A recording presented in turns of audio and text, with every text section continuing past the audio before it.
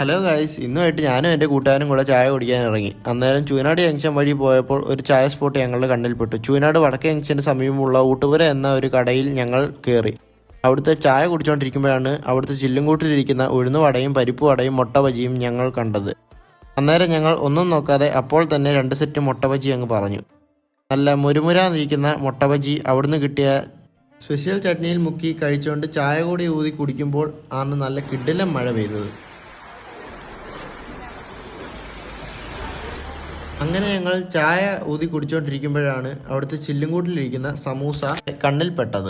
ഞങ്ങൾ ഇടം വലം നോക്കാതെ 2 സമൂസ കൂടെ പറഞ്ഞു. സമൂസ 2ആയിട്ട് മുറിച്ച് ആ നേരത്തെ കിട്ടിയ ചട്നിയിൽ മുക്കി ഞങ്ങൾ കഴിച്ചു. വലിയ ടേസ്റ്റ് ഇല്ലായിരുന്നെങ്കിലും തരക്കേടില്ലായിരുന്നു. ഞങ്ങൾ അവിടുന്ന് അത്രയും കടി കഴിച്ചിട്ടും ഞങ്ങൾക്ക് വെറും 70 രൂപയാണ് ആയത്. അങ്ങനെ ഞങ്ങൾ വയറ് നിറച്ച് തിരിച്ച് വീട്ടിലേക്ക് മടങ്ങി. ഞങ്ങളുടെ വീഡിയോ ഇഷ്ടപ്പെട്ടെങ്കിൽ ഫോളോ ചെയ്യുക. Okay, by.